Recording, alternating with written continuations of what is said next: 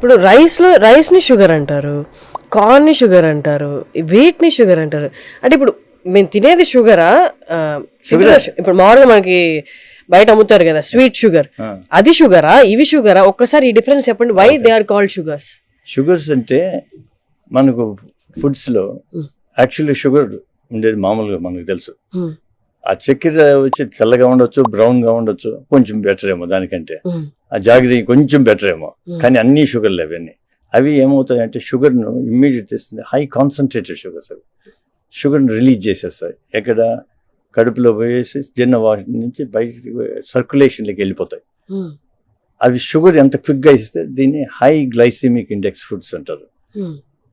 Rice కూడా అదే మాదిరిదే, అంత లేకుండా కొంచెం వెనకల. నెక్స్ట్ స్వీట్స్ కంటే వెనకల, చాక్లెట్స్ బిస్కెట్స్ వాటికంటే కొంచెం వెనకల అంతే. కానీ ఇవి కూడా అవే చేస్తాయి. ఈ షుగర్ వల్ల ఏమవుతుంది అంటే ఈ అబ్జార్బ్స్ ఇన్సులిన్ వచ్చి సర్జెస్ హ్యాపెన్, అంటే ఇన్సులిన్ ఎక్కువ ప్రొడ్యూస్ అయిపోతుంది ప్యాంక్రియాస్ నుంచి. ఈ ఇన్సులిన్ షుగర్ను ఫ్యాట్గా కన్వర్ట్ చేస్తుంది. Therefore, it's not the fat is being converted fat. Sugar is being converted fat.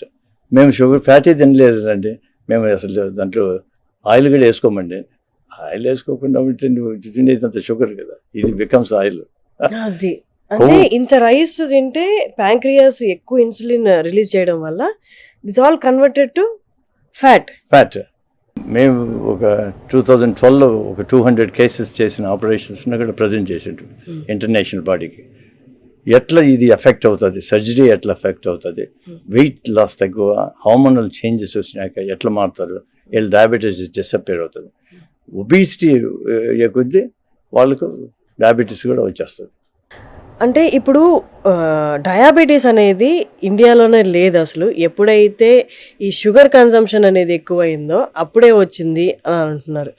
అంటే దానికి ముందు ఇండియన్స్ ఏం కన్స్యూమ్ చేసేవాళ్ళు సార్? అంటే షుగర్ అనేది మనకి లేటర్ ఆన్ ఇంట్రడ్యూస్ అయింది ఇండియాకి అంటారు. దానికి ముందు వాళ్ళు తీపి పదార్థం అంటే ఏంటి అసలు ఇండియాలో? తీపులు తింటా ఉన్నారు, బట్ అంత తినేది మనకు.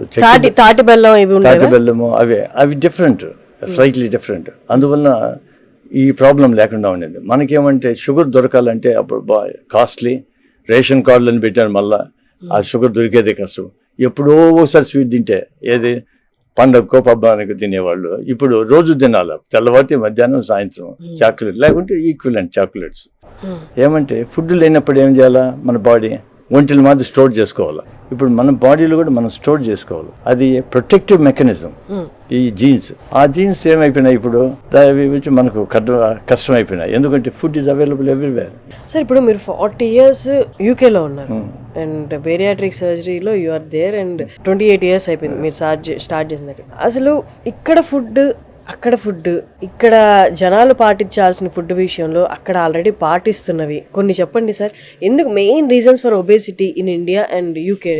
మెయిన్ రీజన్స్ ఇన్ ఇండియా వచ్చి ఏది food. First is the food type of food we consume.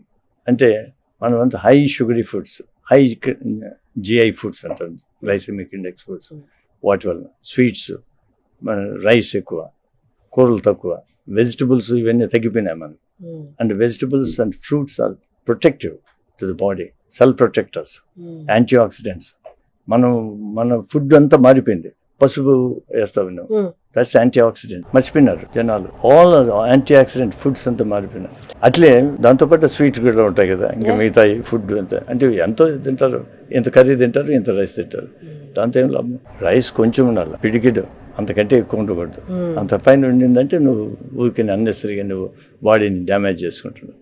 Sir పొద్దున్న లేస్తే ఇండియాలో ఒక మాట వింటూ ఉంటాం అనమాట. అది మన ఇంట్లో వాళ్ళ దగ్గర నుంచి కానీ బయట వాళ్ళ దగ్గర నుంచి కానీ, అది మన వెల్ విషర్స్ దగ్గర. ఏంటి అంటే అది టైంకి తినాలి, లేకపోతే గ్యాస్ ప్రాబ్లమ్స్ వచ్చేస్తాయి. అసలు ఈ టైం ఎవరు డిసైడ్ చేశారు? ఏ టైంకి తినాలి, ఎంత తినాలి? 3 పూట్లని ఎవరు పెట్టినారు? అది అవసరం లేదు, బాడీకి ఎంత కావాలి. అందులో వయసు వచ్చే కొద్దీ మనం తగ్గించాలి. ఫస్ట్ ఆఫ్ ఆల్ ఇప్పుడు మన చిన్నపిల్లడానికి వాడికి హై మెటాబలిజం ఉంటుంది కాబట్టి వాడికి ఖర్చు పెడుతుంది. ఎక్కడ పట్టినా పెరుగుతాడు, మనం వాడి మీద పెరుగుతున్నామా? లేదు కదా. కాబట్టి మనకు కావాల్సింది చాలా తగ్గాల. అప్పుడు ఎంత తింటాను, 20 దోశలు తింటామని నేను చిన్నప్పుడు. అంటే ఇప్పుడు అటు తింటాం, ఇప్పుడు 20 దోశలు ఉంటే పడిపోతావు. అది దిస్ ఈజ్ వాట్ మనం మితిమీరి తింటాను. ఏదైనా మోడరేషన్, ఆ మోడరేషన్ అనే వర్డ్ పోయింది. ఇప్పుడు మితంగా తినాలా, మితంగా ప్రవర్తించాలా, అవన్నీ పోయినాయి కదా. దాంతో మనం కొని తెచ్చుకున్నాం ఇవన్నీ జబ్బులంతా చాలా వరకు.